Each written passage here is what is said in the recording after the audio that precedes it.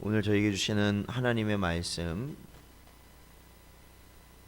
신약성경 마태복음 25장 1절부터 13절까지 말씀입니다.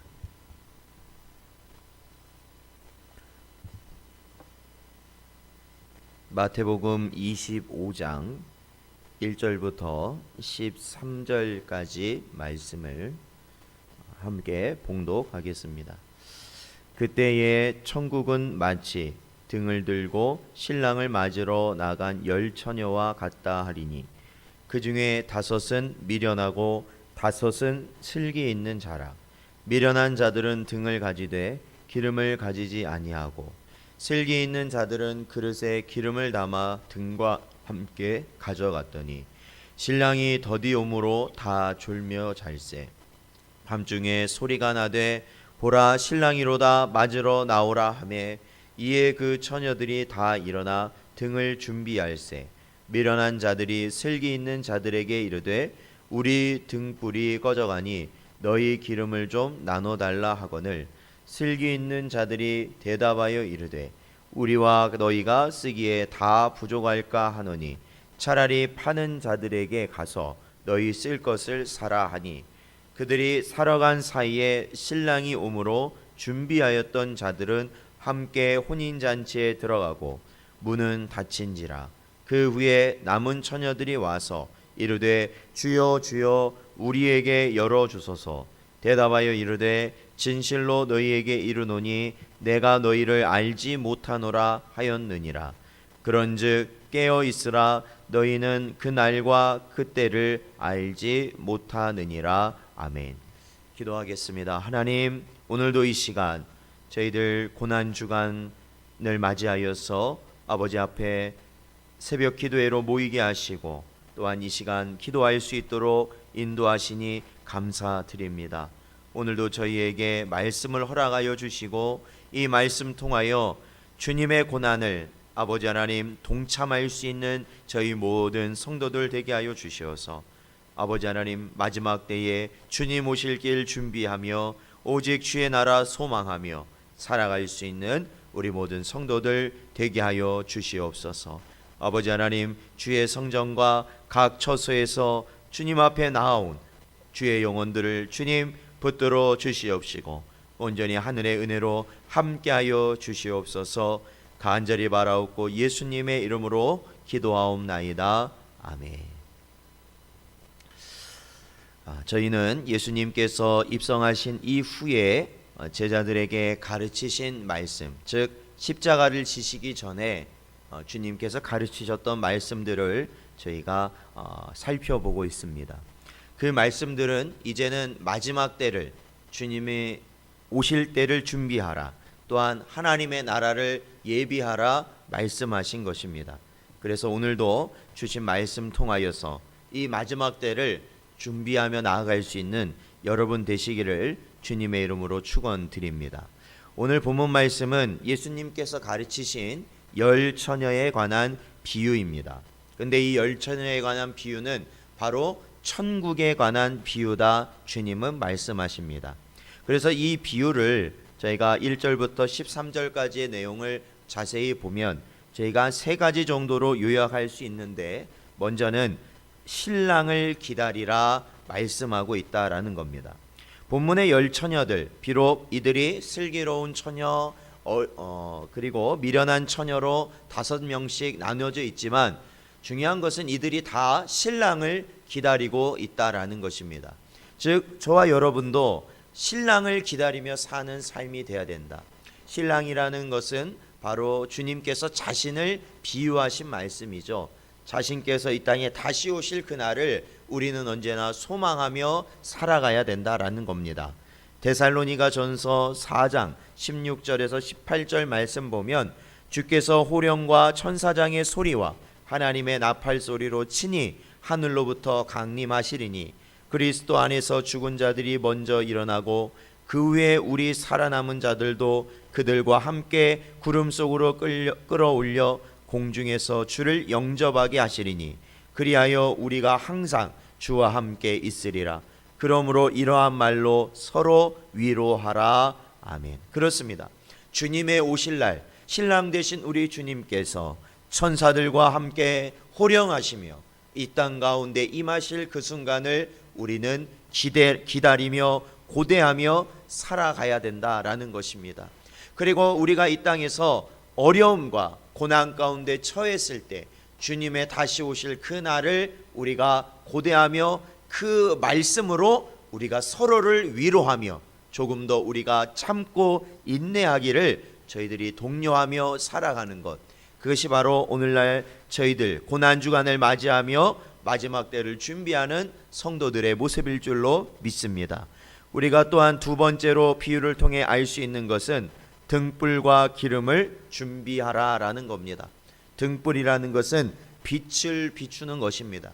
그리고 기름이라는 것은 그 등불이 빛을 비출 수 있도록 하는 것이 바로 기름입니다. 저희가 보니까 슬기로운 다섯 처녀와 미련한 다섯 처녀의 차이는 모두 등불을 가지고 있었지만 슬기로운 처녀는 기름을 더 준비했고 미련한 자들은 기름을 더 이상 준비하지 않고 등불에 있는 것만 그대로 가지고 나왔다라는 겁니다. 그렇다면 오늘 이 예수님의 말씀에서 저희 보고 슬기로운 다섯 처녀가 되라는 걸까요? 미련한 다섯 처녀가 되라는 걸까요? 분명히 슬기로운 다섯 처녀와 같이 되라라는 겁니다. 그렇다면은 우리는 이 등불과 기름을 무엇이라고 깨닫는 은혜가 있어야 될까요? 주님께서는 말씀하셨습니다. 우리가 산상수훈을 할 때에 하나님의 자녀들, 백성들은 세상의 빛이다 말씀하셨죠. 그게 뭡니까? 바로 세상의 등불이 되라라는 겁니다. 세상을 비추는 등불, 바로 그 등불이 되어야 되는 것이고 그 등불이 계속적으로 비춰지기 위해서는 어떻게 해야 되는 겁니까?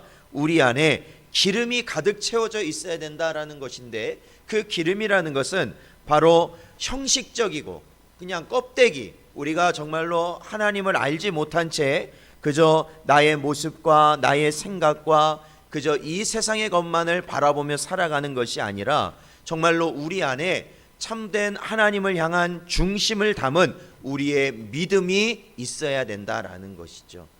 그러니까 주님 앞에 예배 드릴 때도 그렇습니다. 주님 앞에 기도할 때도 그렇습니다. 주님 앞에 예물을 드릴 때도 그렇습니다. 주님 앞에 헌신할 때도, 주님 앞에 사역할 때도, 주님을 위해 봉사할 때도 그 안에 우리의 중심이 들어가지 있지 못하면 그것은 미련한 다섯 처녀와 같은 껍데기뿐인 불빛이 되고 만다라는 겁니다. 그 불빛은요 약간 켜지다가 어떻게 될까요? 곧 꺼지게 되는 것이에요. 그렇기 때문에 우리는 참된 믿음으로 살아가야 된다라는 것을 기억하십시오. 그렇다면 우리는 어떻게 우리의 중심과 우리의 믿음을 다해서 바로 이러한 세상을 비추는 빛으로서 우리가 살아갈 수 있을까요?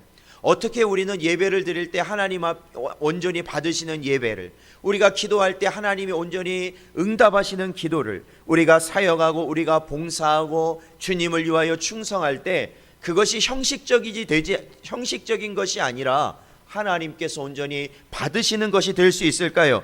그것은 바로 우리 안에 성령 하나님이 함께 하실 때만이 가능하다라는 겁니다. 누가복음 11장 13절 말씀, 너희가 악할지라도 좋은 것을 자식에게 줄 줄 알거든 하물며 너희 하늘 아버지께서 구하는 자에게 성령을 주시지 않겠느냐 말씀하셨다라는 것이죠. 구하는 자에게 무엇을, 누구를 우리에게 허락하신다 말씀하십니까? 성령을 허락하신다 말씀하시는 거예요.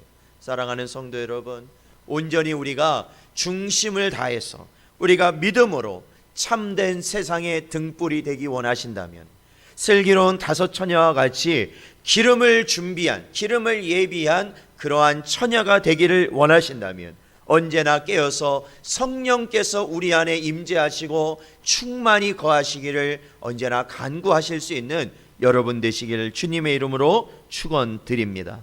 세 번째는 바로 항상 깨어 있어야 한다라는 겁니다. 항상 깨어 있어야 된다.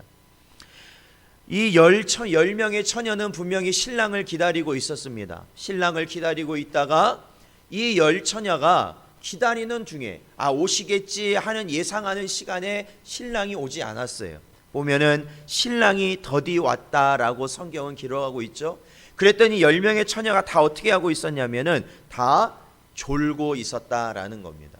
그런데 갑자기 어디선가 신랑이 오신다라는 소리가 들립니다. 그때 이 10명의 처녀가 동시에 다 깨었어요.